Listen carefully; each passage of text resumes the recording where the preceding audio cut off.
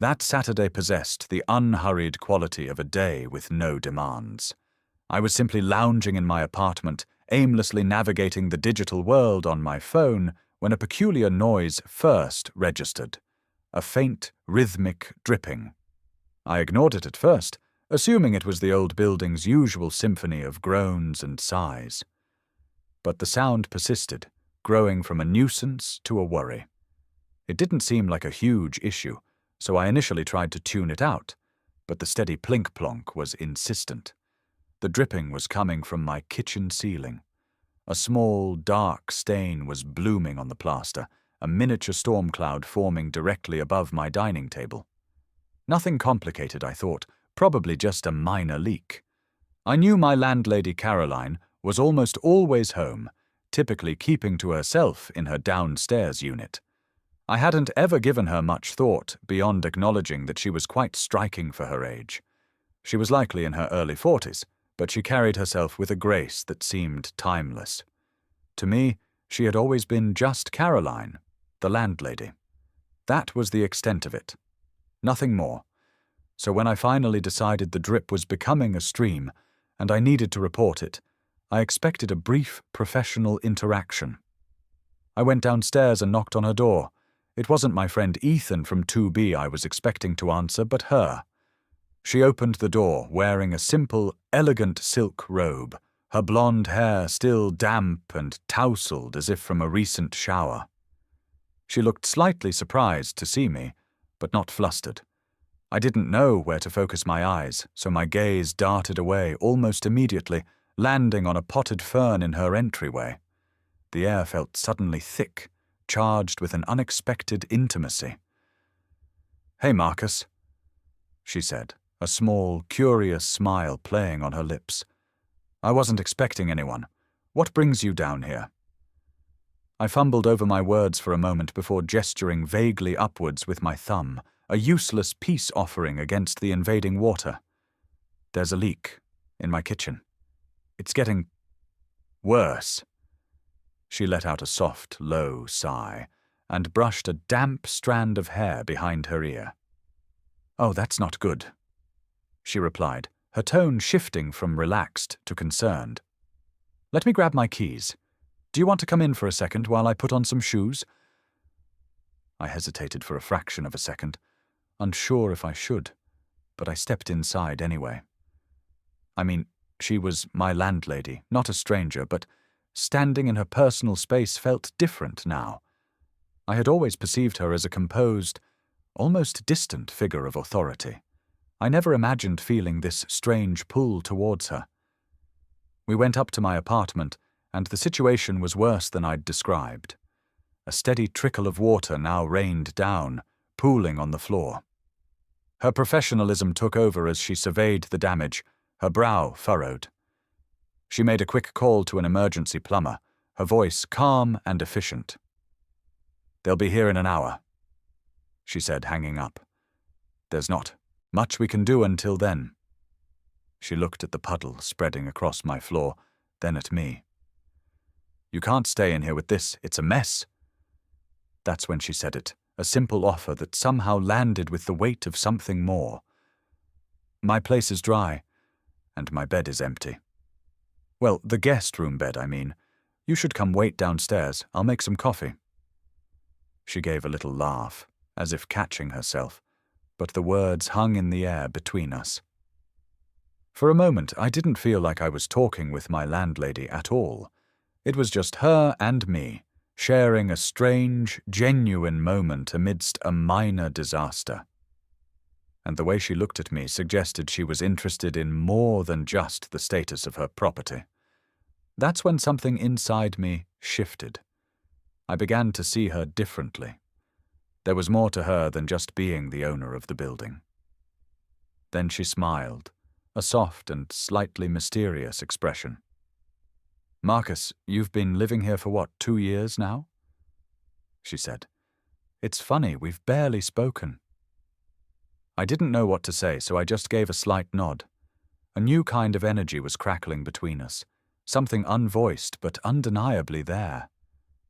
I could feel it, a spark, A quiet tension, but I was unsure what it all meant. But I knew I wasn't ready to be alone in my damp apartment just yet. She led me back down to her unit, and I followed. As she passed me in the narrow hallway, I caught the scent of her perfume, something fresh and delicate, mingled with the clean smell of soap from her shower. And for a fleeting moment, she no longer felt like my landlady. She was just a woman, an individual with her own story and her own needs. "Thanks for letting me know so quickly," she added, turning back to face me in her kitchen. I really needed to deal with something other than paperwork today. I offered her a small grin and felt a pleasant warmth spread through my chest. "Any time," I said, and as I settled into a chair at her kitchen table, I couldn't shake the feeling that something fundamental had changed between us. Something unspoken had taken root, and I had no idea where it might lead. The next time I saw Caroline, it was entirely by chance. A few days after the flood, I was out picking up some supplies to deal with the lingering dampness when we crossed paths in an aisle at the local hardware store. She was holding a pack of light bulbs, scrutinizing the wattage with a focused little frown on her brow. And for some reason, that simple expression struck me. How had I never noticed how naturally beautiful she was? It wasn't just her physical appearance, it was the way she moved, the quiet confidence with which she carried herself. She seemed to possess a knowledge about the world that the rest of us were still trying to figure out. I hadn't expected to see her outside the building, and to be honest, I was uncertain how to act. We hadn't spoken much since that bizarre morning with the leaky ceiling and her accidental, evocative offer. But something about that day resonated with me. Something about her smile and the way she had looked at me lingered in my mind. Still, I had been trying to dismiss it as a one-time, strange occurrence, until she looked up and our eyes met. "Marcus," she murmured, her voice calm and inviting as a warm smile spread across her face. It was the kind of voice that instantly put you at ease. I smiled back, doing my best to keep my own expression casual. "Hello, Caroline. Didn't expect to run into you here." She replied that she was just grabbing a few things for the building, gesturing to her small cart. "Are you getting things for the apartment?" It was a simple question. However, it quickly blossomed into a full-fledged conversation. We talked about paint swatches, the merits of different brands of spackle, and other mundane topics. But beneath the surface of it all, there was a thrum of something deeper. There was a subtle but palpable current of tension. Little glances, quiet smiles, and then, unexpectedly, she asked, "Are you doing anything for dinner tonight?" She said it nonchalantly, as if it didn't mean much, but I could tell she was gently testing the waters. I wasn't sure how to respond. I shrugged. "Not really, just laying low at home. My kitchen is still mostly out of commission." She smiled faintly. "My son is away visiting his father this weekend. I was thinking of making pasta. You should come down. It would be nice to have some company." That offer took me completely by surprise. My immediate instinct was to politely refuse. After all, besides the tenant-landlady relationship, what else did we have to talk about? But the way she said it, the genuine warmth in her invitation, made it difficult to say no. Before I could overthink it, I heard myself responding, "Yeah, sure, that sounds great." And that was that. I had no idea what I was stepping into. But later that evening, as I walked down the single flight of stairs to her apartment, my chest tightened with a nervous anticipation. I felt a buzz in my veins that I couldn't explain, as if I was about to enter a territory I hadn't expected to explore. When I arrived, her home felt as pleasant and comforting as it had the other day. The aroma of garlic and herbs wafted through the air, enveloping the space in a warmth that felt almost too welcoming.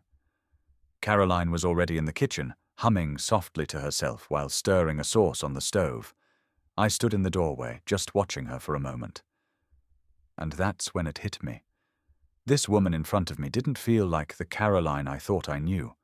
She appeared the same, yet something about her felt more authentic, more open. "Go ahead and have a seat," she said over her shoulder. "Dinner is just about ready." I sat down at her dining table, trying not to look as anxious as I felt. She moved around the kitchen with such effortless grace, as if she belonged there in every sense. Meanwhile, I sat there trying to figure out what was happening inside of me. It wasn't just how she looked or how relaxed she seemed. It was how she made me feel, as if I were more than just the tenant from upstairs. We ate, and the conversation flowed easily. There were no awkward silences or forced small talk. We spoke about life and how things rarely turn out exactly as you plan. She talked about her younger years and how she missed the thrill of spontaneity, the feeling of being excited about the unknown. She admitted that with her son, Alex, getting older and more independent, everything had settled into a predictable pattern. Her voice had a raw edge when she said it. She seemed to have been holding back for years, pretending everything was fine when it wasn't. I just listened. I didn't offer any profound advice or deep insights. I simply nodded and let her speak. Even as I sat there silently, I noticed things. The way her eyes would light up when she became passionate about a topic. The way her laughter sounded completely genuine. She wasn't just my landlady anymore. She was a woman. She had thoughts, feelings, and a life of her own. "Thank you for this," I remarked as we finished eating, and I began helping her clear the dishes. She smiled at me, and for a brief moment I saw something deeper in her gaze. "I'm so glad you came down," she said. "It's been a long time since I had a real conversation with anyone." I didn't know what to say, so I just gave her a slight nod, but I knew we were both thinking the same thing. There was a shift between us now, one that we didn't have to acknowledge out loud. When I made a move to leave, she hugged me. It was simple, relaxed, and warm. But her hand lingered for a second too long on my back, and that single moment stayed with me. "Take care, Marcus," she whispered softly, almost inaudibly. My head was spinning as I walked back up the stairs to my own apartment. That evening had seemed so ordinary, and yet it had caused something to loosen inside of me. I couldn't describe it. She hadn't done anything overtly inappropriate, but the way she looked at me, the way she listened, it made me feel like there was something real between us, a different kind of connection. I had been in her apartment twice now, but this was not the same, and I hated how much I thought about it in the days that followed. I tried to push it from my mind. I tried to pretend that nothing had happened. A few days later, my friend Ethan from down the hall called and asked if I wanted to grab a drink. I figured that getting out would help clear my head, but as soon as I walked into the neighborhood pub, I saw Caroline sitting at the bar with a couple of her friends. She noticed me, smiled, and gave a small wave. Without thinking, I waved back. Her smile was relaxed, yet it held a warmth that hadn't been there before. That unspoken something made my stomach do a slight flip. "Hey, Marcus," she remarked as I walked over. "I didn't expect to see you out tonight." Shrugged, trying to play it cool. "Just meeting up with Ethan. I didn't know you came here." She laughed lightly. "Yeah, catching up with some old friends. I haven't had a night out in a while." Her gaze lingered on mine for a fraction of a second longer than necessary, and just like that, the tension was back. That subtle undercurrent humming between us, always there, just beneath the surface. I should have backed away, should have said goodnight and found Ethan, but I didn't. Instead, I took the empty stool next to her. We talked, we laughed, and we pretended that there was nothing strange about it. Eventually, Ethan arrived and joined us. The three of us sat there talking about the neighborhood, old memories, and silly things.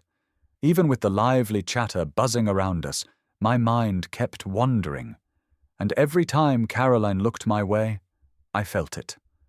That shift, that something her laughter or her glances elicited a reaction in me, something I didn't fully comprehend. We both felt as if we were holding a secret that neither of us dared to speak. Then, at one point, Ethan got up to get another round of drinks, leaving just the two of us at the bar. I hadn't planned to say anything, but the words just came out. "So, Caroline, how have you actually been?" She paused. Her smile faded slightly, and for a moment I saw something raw and unguarded in her eyes. "I'm okay," she said quietly. "I've just been feeling a little lonely lately." Her honesty caught me off guard. It was as if she peeled back another layer, revealing someone I hadn't expected, someone who was not just my landlady. "Yeah," I answered, nodding slowly. "I get that. It's not always easy." She returned the nod, and we sat in silence for a few moments. It wasn't awkward. It was comfortable, serene. I wanted to say something more to console her, to lighten the burden she was clearly carrying, but the words wouldn't come. So I just looked at her, wondering if she really meant it, or if perhaps she was hinting at something deeper. Ethan returned with our drinks, and the moment was broken. But something within me had moved. That night, my perception of Caroline shifted for good. She no longer felt like just the owner of my building. There was a distinct kind of light surrounding her now, a dangerous and alluring sort. Later, when we all decided to leave, I walked with Ethan towards the door, but my thoughts were fixed on that brief conversation with her. What exactly did she mean by lonely? Was she just bored? Or was she gently asking for something more? As soon as I got home, I collapsed onto my couch and replayed the entire night in my head. That dinner, that confession at the bar, that look in her eyes. It was then that I realized this wasn't just some random series of encounters. There was something else developing between us, something unspoken and powerful. And whether I wanted to admit it or not, I was being drawn into it. The scariest part? I wasn't sure if I wanted to resist anymore. The following few days felt heavy. I couldn't stop thinking about the pub and the way Caroline had opened up. Her quiet admission of loneliness replayed in my mind. Her gaze had lingered on mine as if she was searching for something, for some kind of understanding. There was a weight in the air between us whenever we passed on the stairs or in the hallway. I couldn't shake the feeling, no matter how hard I tried. I kept telling myself that it meant nothing, that it was just a fleeting moment of connection. But I knew better. Ethan and I had always been friendly neighbors. We'd grab a beer, watch a game. But lately, even when we hung out, I noticed my thoughts drifting. Back to her. Back to Caroline. I hated that about myself. I hated the thoughts that refused to leave me alone. Her smile, the way she carried herself. She felt different now, or maybe I was the one who was different. That Saturday, I resolved to clear my head. I called up Ethan and suggested we go to the local park and shoot some hoops. Like old times. Maybe if I moved my body, I could quiet my mind. When I arrived at the court, Ethan was already there, practicing his shot. He looked up and grinned when he saw me. "About time. You're late," he remarked, tossing me the ball. I forced a smile and said I had to deal with something. We played hard for the next hour. We were joking, talking trash, and trying to outdo one another, but my mind wasn't in the game. I was somewhere else entirely, somewhere warm, soft, and deeply perplexing. After a while, we took a break, sitting on the edge of the court. Ethan asked unexpectedly, "You think Caroline is doing okay?" He wiped sweat from his brow and looked over at me. The question caught me off guard. "What do you mean?" I asked, trying to sound nonchalant. "She's just been distant recently," he said, his gaze fixed on the pavement. "Not her usual self. I don't know if she's stressed or what, but something feels off. I think she's going through something." That hit me harder than I expected. I had always seen Caroline as a composed, steady presence, never rattled or uncertain. But maybe I was wrong. I don't know, I said, keeping my voice even. Have you talked to her about it? He shook his head. Not really. Every time I try, she just brushes it off. I don't want to push her, but I can tell she's not okay. I wasn't sure what to say. A part of me wanted to come clean, to tell him about the weird energy I'd felt, the transformation I had seen in her and felt in myself. But I couldn't. Not yet. Maybe not ever. Maybe she just needs some space. I offered, trying to sound casual. Yeah, he mumbled, maybe. But I could hear the doubt in his voice. He wasn't buying it. We finished our game, and I walked back to our building. My gut, however, remained in a tight knot the entire time, as if I were walking toward something I couldn't stop. I let myself into the building, and there she was. Caroline was on the landing, sorting through the mail. When she saw me, she looked up, smiling as if everything was perfectly normal. "Hey, Marcus," she said cordially, but I could see it. The fatigue in her eyes, the slight rigidity in her posture. I realized she was playing a part. "Hey," I replied, my voice a little hoarse. I paused, looking over at her. "Ethan was just saying he was worried about you. You doing all right?" Carolyn froze for a fraction of a second before nodding. "Yeah, just one of those long weeks." I could tell she was brushing it off, treating it like it was nothing. I didn't press her on it, mostly because I didn't know how. My heart was hammering louder than I wanted to admit. So I just nodded and headed for the stairs. I needed a moment to breathe, to get away from the weight hanging in the air. But as I reached my floor, I heard footsteps behind me. It was Carolyn. She stood at the bottom of the stairs, her arms crossed over her chest. "Marcus," she said quietly, her voice calm yet direct. "Can we talk for a minute?" I turned around, caught off guard. Yeah, okay, what's up?" She walked up the stairs and softly closed the door to the main hallway behind her, isolating us in the stairwell. The distance between us narrowed, and I felt my chest tighten as she approached. I wanted to thank you for the other night," she said, not quite meeting my gaze. "It meant a lot to me." I swallowed hard, her words hitting me with more force than I expected.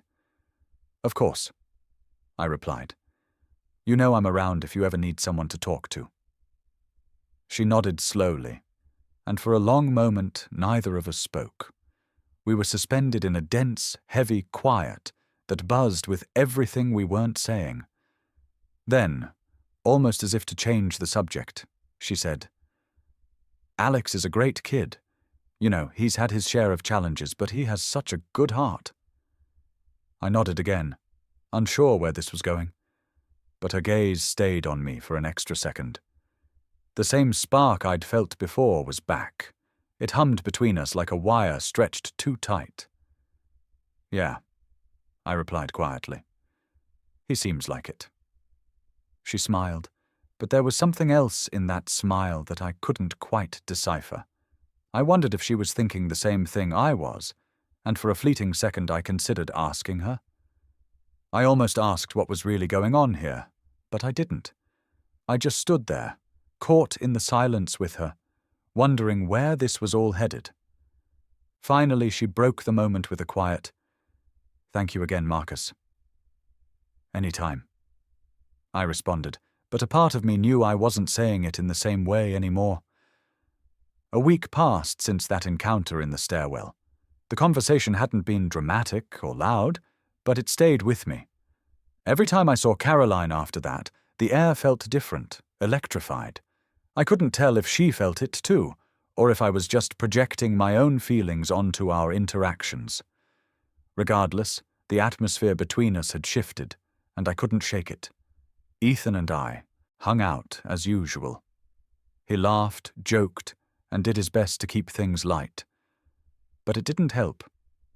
Every time Caroline entered a room or even walked past my door, My gaze followed her. I noticed the small details, like the way her head tilted when she spoke, the way her eyes would meet mine for just a second longer than necessary. It was subtle and barely perceptible, but I saw it. I felt it. Then came Saturday. Ethan had plans with his friends, so I was at home by myself. It wasn't what I was expecting, but I didn't mind. The truth is, I needed the solitude. I wanted space to process what was going on in my head and in my gut. I was sitting on the couch, scrolling through my phone, when I heard a soft knock on my door. I looked up in surprise to see her standing there when I opened it. Her expression was unreadable. "Hey," I said, trying to sound casual, but my heart was already racing. She walked into the room, paused for a moment, then asked, "Can we talk?" That simple question caused my stomach to clench. "Yeah, of course," I managed, putting my phone aside. She came over and sat on the other end of the couch. We weren't touching, but the distance between us felt negligible. The air grew heavier. The room felt smaller. "I've been thinking about our recent conversations," she began, her voice soft and cautious. "And I think I owe you an apology." I looked at her, completely caught off guard. This was not where I expected this conversation to go. "I know I've been a little forward," she explained, saying that she had been dealing with some things recently and didn't want to put that on anyone else. I blinked, trying to read her face. "I mean, it's fine," I finally said. "You don't have to apologize for anything." She smiled warmly at that, but something in her eyes suggested she wasn't entirely convinced. There was more she wasn't saying. "I appreciate that," she responded, "but I think I may have crossed a boundary with you." My heart skipped a beat. This was the moment I had been both dreading and, if I was being honest with myself, quietly hoping for. I had no idea where it would lead, but I couldn't stop myself from hearing her out. "What do you mean?" I asked, my voice softening, becoming more cautious. Caroline took a deep breath and looked down at her hands, which were gently tugging at the edge of her sweater. "I think you know," she added gently. "There's been something between us, and I can't keep pretending it doesn't exist." I froze. Her words struck me squarely in the chest, harder than I had anticipated.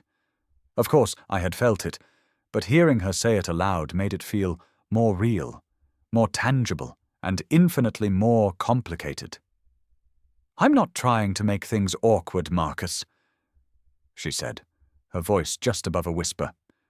"I'm just not sure how to handle this, but I can't keep pretending nothing is happening." I looked at her, my mind flying in 100 different directions. Everything inside of me was screaming that this was wrong, that I shouldn't be in this situation. And yet there I was. "I don't want it to be weird either," I said, trying to remain calm and keep the whole situation from unraveling. "But I honestly don't know what you want me to say." She met my gaze then, direct and steady. We both remained silent for a long time. The stillness was dense, laden with everything we couldn't say aloud. Then she reached out. Her hand brushed across mine, a touch so soft and barely there, but it was electric. It sent a jolt through me. My breath caught in my throat, and for a few seconds I couldn't move. "This isn't just me being lonely, Marcus," she whispered, her eyes locked on mine. "I'm not sure what this is, but I can't ignore it anymore, and I don't want to." A surge of emotions washed over me all at once. Guilt, curiosity, desire, fear. I was aware of the risks. I knew what could happen if anyone found out about this, but I also knew we had a powerful connection, and a part of me didn't want it to stop. "Are you sure?" I asked, my voice wavering. "I mean, about whatever this is." She nodded, and her fingers curled firmly around mine. I'm sure. And with that, the line we had been so carefully dancing around vanished. We said nothing more. There was nothing left to say. But the air had changed. We both felt the shift, the weight of what we had just acknowledged. Everything changed after that. It's been 1 year since that night. We both chose to keep a secret for a year of balancing everyday life with the quiet world we had carved out for ourselves. In some ways, it feels like we've lived an entire lifetime in those stolen moments. We didn't talk much about us. What began the night my apartment flooded had not faded. It had simply become a part of our existence. It felt strangely natural, but it was also fragile, something we held very close. We agreed on one thing from the beginning. Our happiness mattered. And that happiness was built on trust, a kind of trust that allowed us to share everything while keeping it hidden from the outside world. We created our own little space, our own miniature version of something real. But the guilt never fully went away. Every time I saw Ethan or other neighbors, something pinched at the back of my mind. Not because I thought they should know, but because carrying a secret of this magnitude always leaves a mark. Nevertheless, I never second-guessed my choice. We both made it, and no matter how complicated or difficult things became, it always felt right. Caroline and I saw each other whenever we could, which wasn't too often. We never crossed the line in public. We kept everything discreet, quiet, and out of sight. The hardest part was pretending. Ethan would come over, and we'd all chat on the porch, smiling as if nothing was happening. We kept our hands to ourselves, acting as if we were nothing more than a friendly landlady and her tenant. But those small moments, the quick glance across the courtyard, the subtle smile, the fleeting touch of hands when no one was looking, they became everything. Those were what kept us going. When we were alone in her apartment, we'd talk about what might happen if the truth ever came out. We never had a clear plan, just hazy possibilities and half-formed ideas. But we didn't linger on it for long. We stayed in the present, in the quiet, in-between spaces where we didn't have to justify ourselves to anyone, where we could just be. It was a calm Saturday evening, roughly a year after our relationship had begun. I was back in Caroline's apartment, sitting on her couch, the same spot where it had all started. The place remained tranquil. Her son was away for the weekend, so we had the place to ourselves again. Everything felt normal now, comfortable in a way that had once been foreign. We had learned how to live like this, quiet, careful, and connected. We didn't have to constantly talk about our feelings anymore. The relationship had settled into something stable, something real. It was always unorthodox, but it had become something I couldn't imagine giving up. Caroline sat next to me, looking as beautiful as ever. But there was a softness to her now, an ease in her body language and a serenity in her expression. It had taken time, but we had learned to carry the weight of what we had. We had grown into our secret. I had found peace in it. I had figured out how to make it feel like home. "Do you ever think about how we got here?" she asked quietly, her voice warm and low, breaking the silence. I grinned and leaned back, sinking into the cushions. "All the time," I admitted. "Honestly, I still can't believe we've made it this long." I looked over at her, my old astonishment having morphed into something that felt like gratitude. "It doesn't feel like a year." She gave a soft laugh and rested her head on my shoulder. "It doesn't, does it?" she murmured. "But at the same time, it feels like this has always been our reality, as if this was how it was always supposed to be." I nodded slowly, brushing my hand against hers. "Yeah, it's weird," I said. "But it's the good kind of weird. I never expected my life to look like this, but now that I'm here, I wouldn't change a thing." She tilted her head, meeting my gaze with that same look that always seemed to make the world stand still. She responded gently.